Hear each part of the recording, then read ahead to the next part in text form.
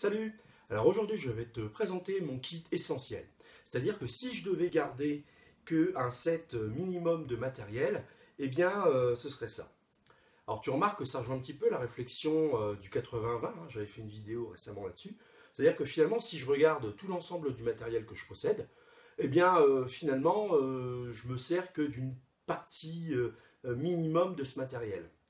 Donc en fait, l'idée c'est un peu comme si, imagine, je sais pas, on t'offre des vacances à l'autre bout du monde et tu dois emporter un kit minimum pour travailler, pour faire tout un tas de choses, pour faire tes reportages, tes images comme tu le souhaites.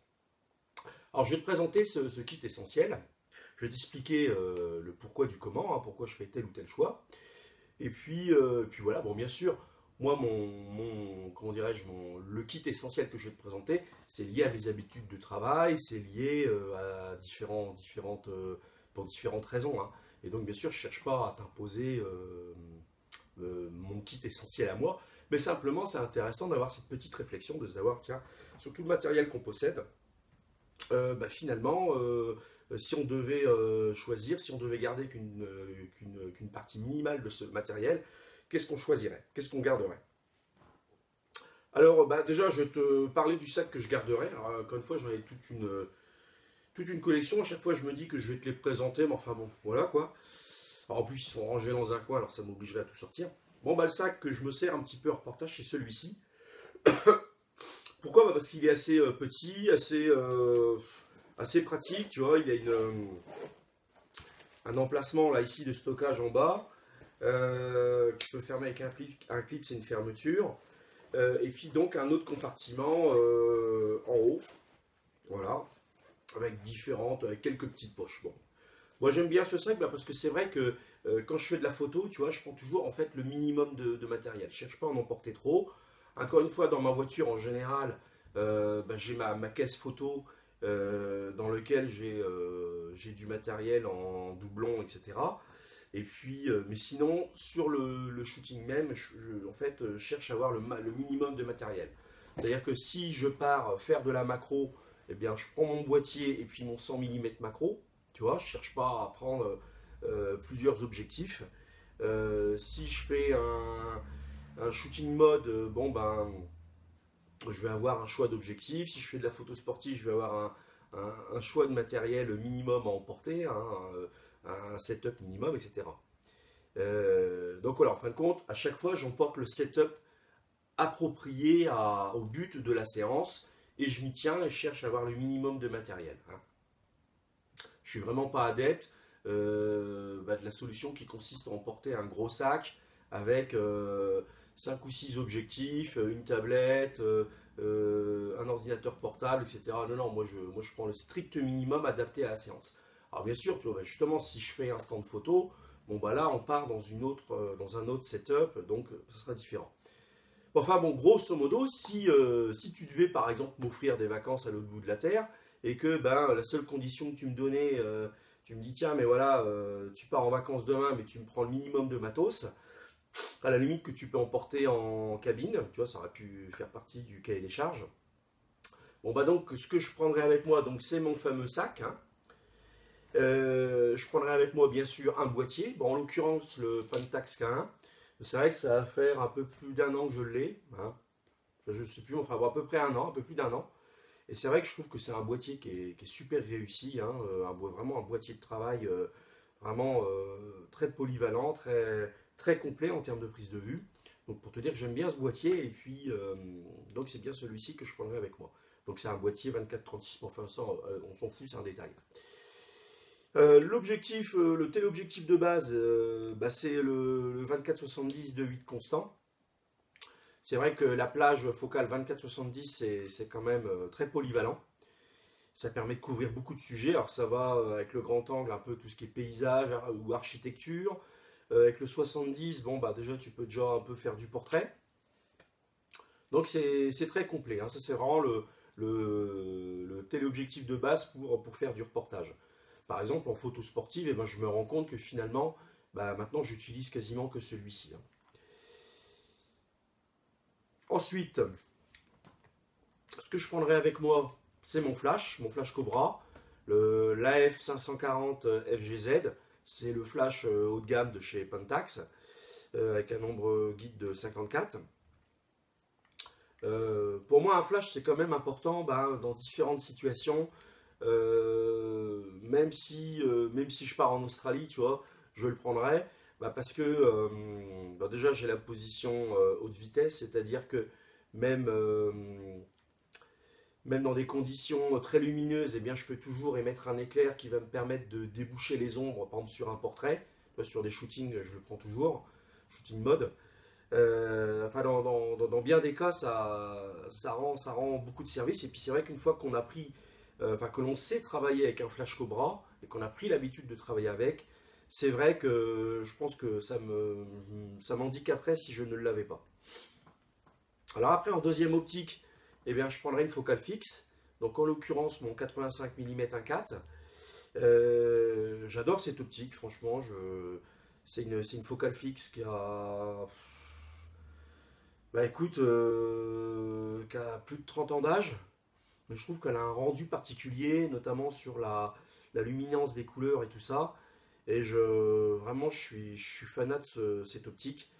En fait, sur les shooting modes, en fait, je cherche à travailler qu'avec cette optique. Tu vois, je préfère encore me reculer, etc. Mais je reste en focale fixe et puis j'utilise celle-ci en l'occurrence. Parce que cette optique est vraiment extraordinaire, quoi.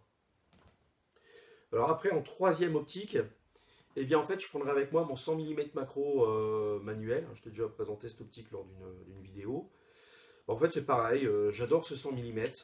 Je sais pas, il a un rendu particulier, puis j'aime bien les sensations d'une optique 100% manuelle. C'est vrai que c'est une autre pratique de la photo, ça t'amène d'autres plaisirs, d'autres sensations. Et puis justement, tu vois, si je devais partir en voyage, je te dis, à l'autre bout de la Terre, tu vois, j'aime bien quand même faire de la macro. J'aurais envie, tu vois, de faire des photos de fleurs, ou alors même si je visite je sais pas, un monument particulier, j'aime bien quand même photographier des détails. Et d'ailleurs, j'ai déjà fait des reportages, tu sais, type dans des églises, etc. J'ai déjà documenté ce genre de monuments historiques, hein. Et c'est vrai que ça fait partie un petit peu Enfin, moi, ça fait partie je trouve, de ma lecture, si tu veux, du lieu, de savoir capturer tout à la fois le bâtiment, j'allais dire avec un grand angle, pour retranscrire les volumes, les dimensions du bâtiment, mais j'aime bien également fouiller dans les détails, dans ce genre de choses, pour capturer des petites sculptures, des petites gravures. Et justement, dans un monument historique tel qu'une église, eh ben, il y en a toujours tout plein, tu vois. Tu vois, des textures, parce que chaque élément, chaque centimètre carré est travaillé dans ce genre de bâtiment. Donc tu as toujours des petites sculptures qui vont être plus petites que mon poing, tu vois, et des visages d'anges, etc. Ou alors enfin bon, le bestiaire animalier du Moyen-Âge. Et avec une focale fixe, tu peux capturer tout ça et c'est vraiment génial. Toi, c'est pareil, même d'ailleurs, tu sais, dans tout ce qui est, je sais plus comment on appelle ça, là, les éléments avec lesquels on pratique le culte, enfin, pour les chrétiens, tu sais, tout ce qui est vase, croix, bol, etc. Bon, ça c'est pareil. Enfin, même les chasses dans lesquelles on mettait les reliques, enfin les morceaux de reliques, hein, eh bien, tout ça, c'est des éléments, outre le fait que ce soit en métal précieux, c'est des éléments ouvragés, c'est extraordinaire. Et de pouvoir rentrer dans le détail, tu rentres dans une autre dimension, dans un autre monde. Et avec une focale fixe, tu peux capturer ça, tu peux retranscrire ça. Donc tout ça pour te dire que voilà, je partirai avec mon 100 mm macro. Voilà. Donc voilà, ah oui, j'oubliais, toujours le petit kit de nettoyage élémentaire, tu vois, toujours le petit lance-penne, la petite chiffonnette qui va bien. Moi j'ai aussi un pinceau dur, en fait je crois que c'est un pinceau tu sais, pour faire du pochoir. Et j'aime bien ce pinceau-là pour enlever grosso modo, tu sais, vraiment dépoussiérer, décrasser un peu, je sais pas, le boîtier, ou tu vois, enfin, enlever vraiment la poussière sur le corps des éléments, que ce soit le boîtier ou alors les objectifs. Et donc pour ça j'aime bien ce pinceau. Alors ça serait mon kit essentiel. Alors maintenant, si j'avais un petit peu plus de place, puisque j'ai d'autres matos. Bon, bah, à la rigueur, peut-être que je prendrai mon 200 mm, enfin mon 70-200 de 8 constant. Mais voilà, ça serait l'élément en plus, tu vois, qu'éventuellement j'emporterais. Mais avec ça, déjà, voilà, je suis pareil, quoi. Ah, tu vois, mon 70-200, bon, bah ça, quand t'en as pas, voilà, tu rêves absolument d'en avoir un. Et bon, enfin, moi, celui-ci, ça fait quand même ouais, 5-6 ans que je l'ai. Et finalement, bah, je me rends compte que j'ai tendance à l'utiliser de moins en moins.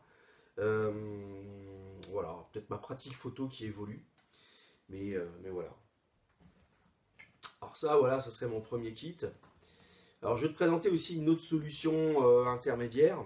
Si tu as un boîtier APS-C, ou alors si je devais partir avec un boîtier APS-C, bah parce que c'est vrai que les boîtiers 24-36, en général, c'est un peu plus volumineux, c'est bien sûr plus lourd.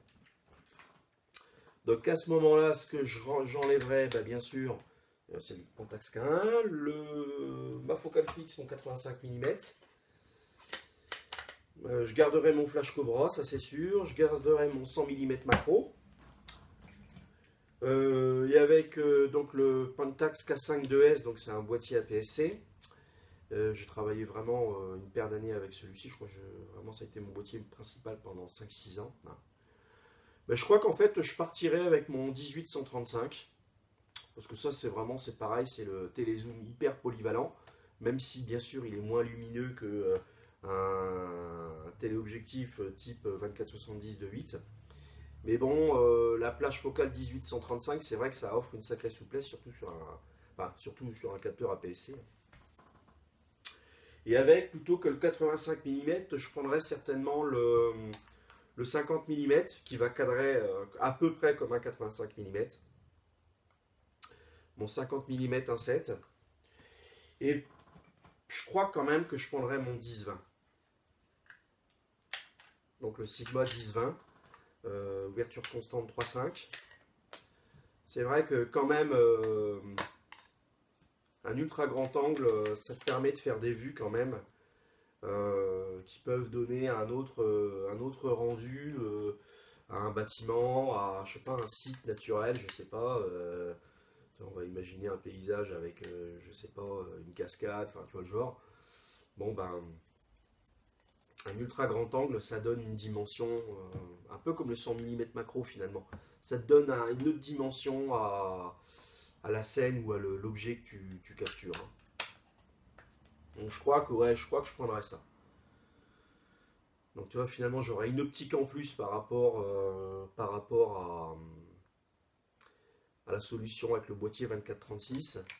Je crois que je prendrais ça et puis là je me sentirais vraiment pareil, quoi.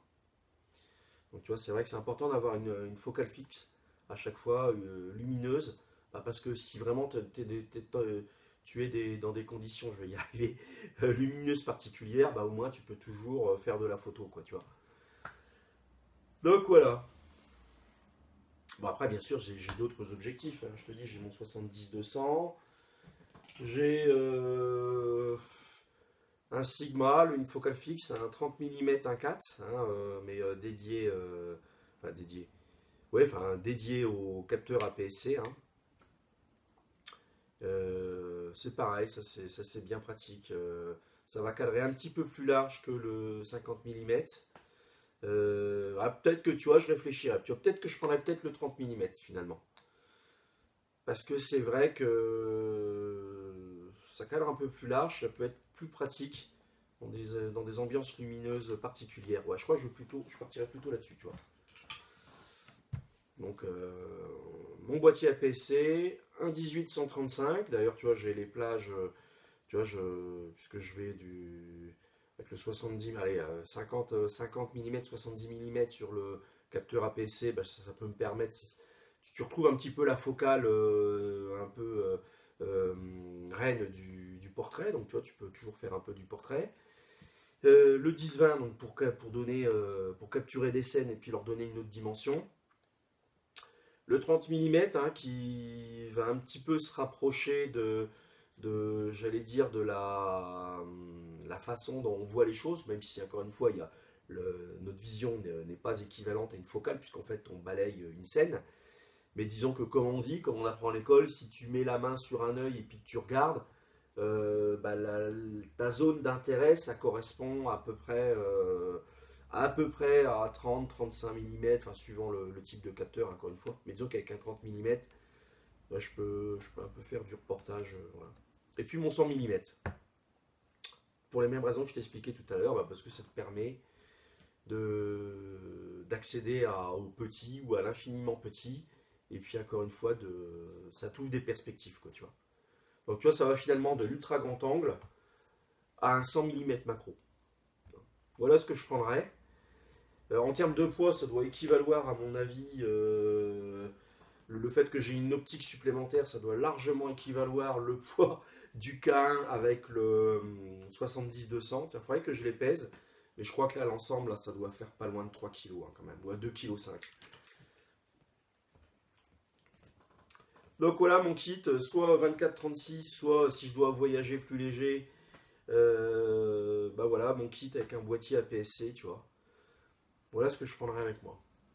Bah écoute, je t'ai présenté ça pour te donner des pistes de réflexion, encore une fois. Soit pour, si tu commences à avoir pas mal de matos, te dire tiens, si je devais partir en voyage, puis que ça tienne dans un sac, qu'est-ce que je prendrais, puis pour quel usage. Et puis si tu n'as pas encore beaucoup de matos, t'amener à réfléchir sur le fait que chaque fois que tu acquiers un objectif, un flash ou un sac, c'est un élément, une pièce de puzzle que tu apportes à un écosystème. Enfin, je dirais plutôt c'est une brique supplémentaire que tu apportes à ton système, ton système, ta formule, et qui va te permettre de transcrire ta vision. Tu vois. Encore une fois, admettons si tu documentes un monument historique, tu vas avoir peut-être le goût de capturer des volumes, des arcs, etc. avec un ultra grand angle. Tout comme dans ta démarche, tu souhaiteras capturer encore une fois des petits détails, des textures, des matières travaillées ou des petits détails sculptés, tu vois, des petites figurines, etc. Puis ça ne manque pas dans des bâtiments historiques. Voilà, et puis tu pourras peut-être aussi avoir besoin d'une focale fixe pour travailler vraiment dans des ambiances lumineuses un petit peu restreintes, puis que ça fasse un peu objectif à tout faire, objectif, un peu de reportage, quoi. Puis bien sûr, le flash, ça pour moi c'est un peu indispensable, parce que nous les photographes, la photographie ça veut dire écrire avec la lumière, et le flash te permet d'avoir une quantité de lumière à disposition pour illuminer ton sujet, et donc écrire avec la lumière en fait. Voilà pourquoi pour moi le flash dans tous les cas de figure c'est toujours indispensable. Le petit élément qu'effectivement, tu vois, la possibilité que ça m'ouvre là par contre avec ce capteur, c'est que là j'ai un flash interne, et avec ce flash je peux piloter, je peux provoquer le déclenchement du flash Cobra. Alors tu vois, même dans le cadre de la macro, je peux mettre mon 100 mm macro sur mon boîtier. Je ne vais pas te faire la démo, je ne vais pas déclencher puisque mon K5, j'ai enlevé les batteries, parce que tu vois, je stocke toujours le matos sans batterie. Donc tu vois, je peux très bien être comme ça. Et puis illuminer sur le côté mon sujet, tu vois. Voilà, tu vois, ça peut servir à ça. Par exemple, sur le K1, malheureusement, il n'y a pas de flash, interne qui ouvrirait des possibilités pourtant. Écoute, j'espère que tout ça, comme d'habitude, ça va alimenter ta réflexion, et puis ça va te permettre d'avancer. Et puis, comme d'habitude, n'hésite pas à liker, à partager, puis nous on se dit à bientôt dans une prochaine vidéo. Allez, salut!